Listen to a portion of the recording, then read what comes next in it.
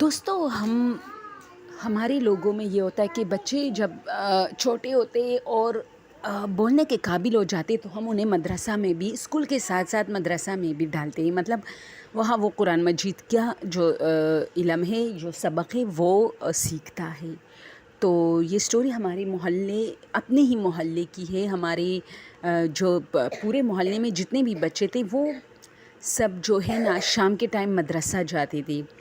تو ان کا جو قاری تھا، قاری اس کو مطلب جو بچوں کو سبق پڑھانے والا ہوتا ہے وہ قاری کہتا تھا کہ اس طرح ایک دن مطلب وہ ڈر گیا تھا، پھر وہ اسے بخار ہو گیا، پھر وہ اپنے گاؤں گیا اس طرح۔ تو پھر یہ بات بہت پھیل گئی محلے میں کہ قاری عثمان جو ہے وہ ڈر گیا ہے رات کے ٹائم۔ تو پھر وہ واپس آئے، پھر اسی طرح کہانی کافی مشہور ہو گئی کہ وہ کہہ رہا تھا کہ اس طرح رات کے ٹائم جو ہے نا میں اٹھا، میری آنکھ کھلی، جیسے مجھے لگا نیند میں کہ بچوں کے پڑھانے کا ٹائم ہوا ہے۔ تو حالانکہ یہ رات کا ٹائم تھا، میں خواب دیکھ رہا تھا کہ بچے آئے ہوئے ہیں اور وہ مجھے جگا رہے کہ اٹھو، ہمیں مطلب سبق پڑھنی ہے اس طرح۔ تو میں اٹھا، تو جیسے ہی میری آنکھ کھلی تو جو بچوں والا کمرہ تھا جہاں میں بچوں کو پڑھاتا تھا، وہاں سے پڑھنے کی واقعی آوازیں آ رہی تھی۔ میں تھوڑا حیران ہوا اور اس کمرے کی طرف گیا۔ میں باہر آیا تو میں نے دیکھا کہ صحن میں کوئی ایک نوجوان لڑکا نماز بھی پڑھ رہا ہے۔ تو میں نے سوچا چلو، ابھی میں گھڑی کی طرف دیکھنے والا تھا کہ چلو ہوگا کوئی، یار مسجد ہے، کوئی بھی آ سکتا ہے، کسی بھی ٹائم آ سکتا ہے اللہ کو یاد کرنے۔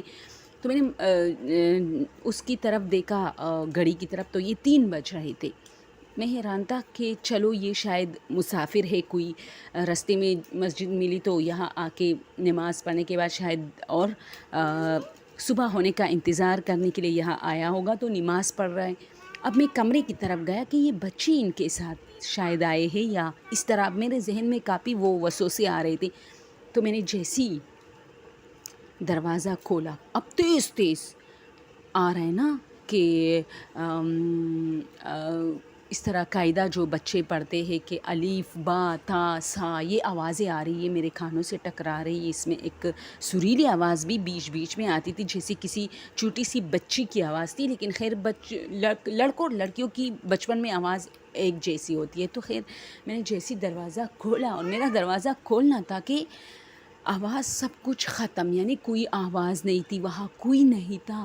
تو میں تھوڑا گھبرا گیا کہ یہ آواز یہ مسجد میں تھی یا یہاں کسی نزدیکی گھر سے آ رہے تھے۔ پھر میں نے پیچھے دیکھا اس نوجوان کی طرف جو کہ تھا ہی نہیں وہاں۔ میں بھاگ کے گیٹ پہ آیا، کیونکہ وہ جہاں نماز پڑھا تھا، گیٹ جو مسجد کا گیٹ تھا، مین گیٹ، وہ کافی نزدیک تھا اسے۔ تو میں نے سوچا کہ چلو جب تک میں کمرے میں آ رہا تھا یہ نکلا ہوگا۔ میں نے گلی میں دیکھا رائٹ اور لیفٹ طرف، لیکن کوئی نہیں تھا، اندھیرا تھا۔ پھر میں واپس آئے، میں نے گیٹ لاک کیا، میں کافی ڈر گیا۔ ویسے عموماً ہم مسجد کا جو گیٹ ہوتا ہے وہ لاک نہیں کرتے، لیکن میں نے لاک کیا اور میں اپنے اس کمرے میں واپس گیا اور پھر آیت الکرسی پڑھی اور سونے لگا۔ اب جب میں سونے لگا ہوں تو پھر سے وہی آوازیں آ رہی ہے اور بچے سبق پڑھ رہے، اور میں کشمکش میں ہوں کہ یہاں سے جاؤں یا یہاں بیٹھوں۔ اب لوگ کہیں گے کہ قاری عثمان ڈر گیا، اور ڈر کے مارے میں جاؤں گا کہاں، یہاں سے کوئی سیف جگہ ہے ہی نہیں، میں کس جگہ پہ مطلب جاؤں گا، بھاگتے بھاگتے کس گلی میں جاؤں گا، میرا تو گھر بھی یہاں نہیں ہے، میں تو مسجد میں ہی رہتا ہوں۔ تو یہ اس طرح اس نے کچھ وہ کیا کہ میں بس یہاں سن رہا تھا ان کی آوازیں، اور سونے تو خیر نیند تو میری ختم ہو گئی تھی۔ پھر شکر ہے کہ 4 بج گئی اس اثنا میں، اور 4:30 تک جو مولوی صاحب تھا وہ آ گیا، اس نے دروازے پہ نوک کی۔ تو مجھے اس کے ٹائم کا تو پتہ تھا، لیکن میں نے جلدی دروازہ کھولا تو اس نے کہا کہ آج آپ نے گیٹ کیوں بند کیا ہے؟ تو میں نے کہا بس کچھ نہیں۔